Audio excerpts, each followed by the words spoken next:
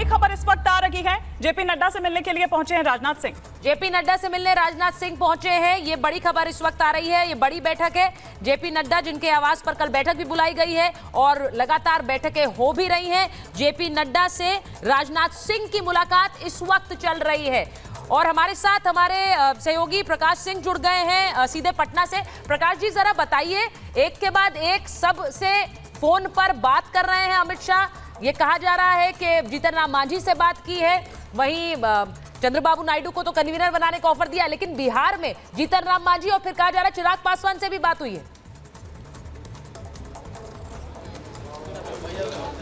देखिए, जिस तरह की राजनीतिक समीकरण उभरे हैं, बीजेपी की अब मजबूरी है कि सारे राजनीतिक दलों से बातचीत करें, क्योंकि कोई इधर उधर ना जाए और सबके राजनीतिक महत्व अब बढ़ चुके हैं। वो अभी मैं चिराग पासवान के घर पे मौजूद हूं, नीतीश कुमार से भी बात हुई है, जीतन राम मांझी से बात हुई है और जिस तरीके का मैंडेट दिख रहा है, वो जो स्वरूप दिख रहा है, उससे साफ पता चलता है कि नीतीश कुमार और चंद्रबाबू नायडू अब किंग मेकर की भूमिका में है। और जहां तक बिहार की बात करें तो जिस तरीके के नतीजे आ रहे हैं, पॉलिटिक्स नंबर्स का गेम होता है और बार्गेनिंग पावर भी उसी हिसाब से बढ़ती है। जैसे कि बीजेपी के पास जब एब्सोल्यूट मैंडेट था 303 प्लस का, तो उन्होंने सारे अपने अलायंस पार्टनर्स को एक एक मंत्रिमंडल में जगह दिया, जैसा कि पिछला बार हुआ था। तो 2019 में नीतीश कुमार वॉकआउट कर गए 16 सांसद होने के बावजूद। तो दो तरह की तस्वीरें उभरती है। बार्गेनिंग पावर छोटे दलों की बढ़ी है और सभी दल अब जो है अपने अपने शेयर के लिए बार्गेन करेंगे, चाहे वो मंत्रिमंडल बढ़िया मंत्रिमंडल का हो, जैसे नीतीश कुमार का लॉन्ग स्टैंडिंग डिमांड रहा है कि स्पेशल कैटेगरी स्टेटस के लिए, चंद्रबाबू नायडू का भी डिमांड रहा है स्पेशल कैटेगरी स्टेटस का। देखना है कि स्पेशल कैटेगरी स्टेटस क्या मुद्दा बनता है, क्योंकि 2005 से नीतीश कुमार लगातार। प्रकाश जी, आपको रोक रही हूं क्योंकि तस्वीरें हमारे पास आ रही हैं। राजनाथ सिंह की तस्वीरें आ रही हैं। राजनाथ सिंह का जो काफिला है वो जेपी नड्डा के आवास पर पहुंचा है। इसी की हम बात कर रहे थे कि वहां अगर गृह मंत्री अमित शाह ने फोन मिलाया है बिहार में घटक दलों को, तो यहाँ दिल्ली में भी बैठकें हो रही हैं। तो इन दोनों पर ही नजर रखनी होगी, क्योंकि राजनाथ सिंह जेपी नड्डा के आवास पर पहुंचे हैं। एक मंथन यहां हो रहा है और एक मंथन घटक दलों के साथ हो रहा है। जी प्रकाश जी।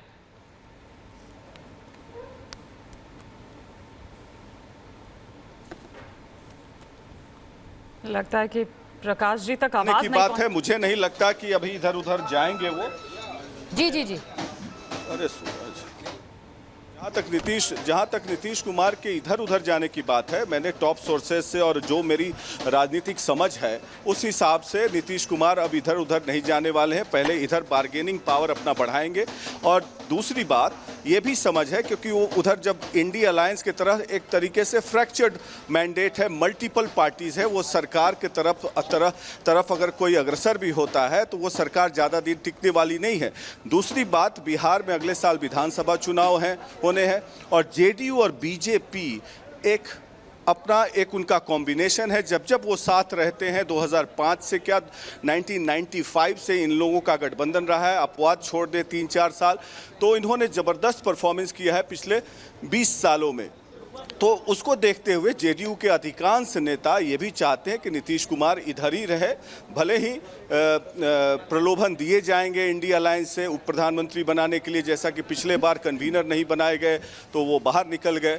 और अब जो मैंने अभी कई नेताओं से भी बात की और नीतीश कुमार के करीबी नेता ये मानते हैं कि हमें कोई बार्गेनिंग नहीं करनी है मिनिस्ट्री के लिए। हम चाहते हैं कि बिहार का कुछ बड़ा हो in terms of package, in terms of financial assistance.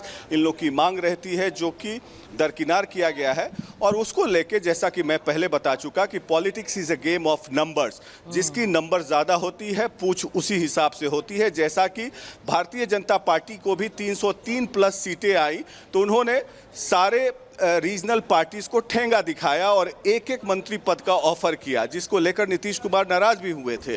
और 16 सांसद होने के बावजूद एक मंत्रिमंडल का ऑफर दिया गया।